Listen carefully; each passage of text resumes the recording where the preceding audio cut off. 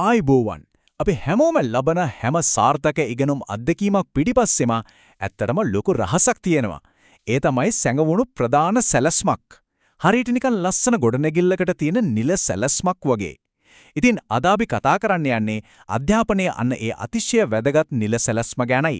දැන් බලන්න පාසල් විෂය නිර්දේශයක් දැක්ක ගමන් අපිට හිතෙන්න පුරවන් ඒක නිකම්ම මාතෘකා ටිකක් පිළිවෙලට දාපු ලයිස්තුවක් විතරයි කියලා.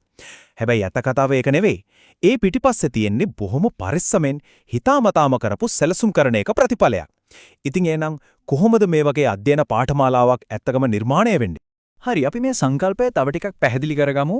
මේ ක්‍රියාවලියට කියන නිල නම තමයි විෂයමාලා සැලසුම්කරණය. මූලාශ්‍රවලට අනුව මේකේ සරලම අදහස තමයි ඉගැන්වීම් අභිප්‍රායිකව, ඒ කියන්නේ අරමුණක් ඇතුව සහ ක්‍රමානුකූලව, ඒ කියන්නේ පිළිවෙලකට සංවිධානය කරන එක. වෙන විදිහට කිව්වොත් ගුරුවරු සහ අධ්‍යාපනඥයන් එකතු වෙලා ඉගෙනුම් අත්දැකීම සැලසුම් කරන ක්‍රියාවලිය අර අපි මුලින්ම කිව්ව නිල සැලැස්ම කියන්නේ අන්න ඕකට තමයි. හොඳයි. ඉතින් මේ ගමනේදී අපි මොනවද බලන්නේ?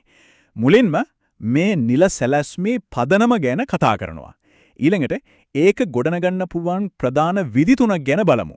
ඊට පස්සේ සැලසුම් කරන ක්‍රියාවලිය ඇත්තටම සිද්ධ වෙන්නේ කොහොමද කියලා හොයලා බලලා අවසානයේට මේ හැමදේම මෙච්චර වැදගත් ඇයි කියලා තේරුම් ගමු. එහෙනම් අපි වැඩේ පටන් ගමු අත්තිවාරයෙන්ම. ඕනෑම අධ්‍යාපනික ව්‍යුහයක්, ඒ කියන්නේ ඕනෑම විෂයමාලාවක් ගොඩනැගෙන්නේ අත්‍යවශ්‍ය කුළුණු 4ක් මත. මේවා තමයි ඒකේ පදනම. විෂයමාලාව මොන විදිහට නිර්මාණය කළත් මේ කුළුණු 4 නම් අනිවාර්යයෙන්ම තියෙන්න ඕන. මෙතන තියෙන නියමම දේ තමයි මේ පියවර 4 එකිනෙකට සම්බන්ධ වෙලා තියෙන විදිය. බලන්නකෝ මුලින්ම තීරණය කරනවා අරමුණු. ඒ කියන්නේ අපි මේකෙන් බලාපොරොත්තු වෙන්නේ මොකක්ද කියලා. ඊළඟට ඒ අරමුණට යන්න ඕන කරන විෂය කරුණු ටික තෝරගන්නවා. ඊට පස්සේ ඒ කරුණු ඉගෙන ගන්න උදව් වෙන ඉගෙනුම් අත්දැකීම්. ඒ කියන්නේ ක්‍රියාකාරකම් නිර්මාණය කරනවා. අන්තිමටම අපි අරමුණට හරියටම ගියාද කියලා මැනලා බලන්න ඇගීමක් කරනවා. එකක් උඩ එකක් ගොඩනගෙන හරිම ශක්තිමත් පදනම. හරි. දැන් අපිට ශක්තිමත් අත්තිවාරයක් තියෙනවා. ඊළඟට එන්නේ වාස්තු විද්‍යාත්මක දර්ශනය. ඒ කියන්නේ ගොඩනැගිල්ල මොන ස්ටයිල් එකටද හදන්නේ කියලා තෝරගන්න එක. අධ්‍යාපනයත් ඒ වගේම තමයි. මේ අත්තිවාරම උඩ ගොඩනගන්න පුරුවන් ප්‍රධාන නිර්මාණ ශෛලීන් 3ක් තියෙනවා. මේ ශෛලීන් තුනේ අවධානය යොමු වෙන්නේ හාත්පසින්ම වෙනස් තැන් 3කට. විෂය කේන්ද්‍රීය ප්‍රවේශයේදී රජ කරන්නේ විෂය දැනුමමයි. කරුණු සිද්ධාන්ත අන්න ඒ දේවල් තමයි වැදගත්ම දේ. හැබැයි ඉගෙනුම් කේන්ද්‍රීය ප්‍රවේශයේදී කතාවේ වීරයා වෙන්නේ ශිෂ්‍යයා. ඔවුන්ගේ අවශ්‍යතා, කුතුහලය, වර්ධනය අන්න ඒ දේවල් වලට තමයි මුල් තැන. තුන්වෙනි එක තමයි ගැටණු කේන්ද්‍රීය ප්‍රවේශය. මෙතනදී ඉගෙන ගන්න දේවල් සැබෑ ලෝකයේ ප්‍රශ්න විසඳන්නයි පාවිච්චි කරන්නේ. හිතන්නකෝ දේශගුණික විපර්යාස වගේ මාතෘකාවක් වටා විද්‍යාව, සමාජ අධ්‍යයනය, ගණිතය වටි විෂයන් එකතු කරලා උගන්වනවා වගේ දෙයක්. හොඳයි. දැන් අපිට අත්තිවාරම තියෙනවා. නිර්මාණ ශෛලියත් තෝරගෙන ඉවරයි. දැන් තමයි වෙලාව මේ නිල සැලැස්ම යථාර්ථයක් බවට පත් කරන ඉදිකිරීමේ ක්‍රියාවලිය දිහා බලන්න.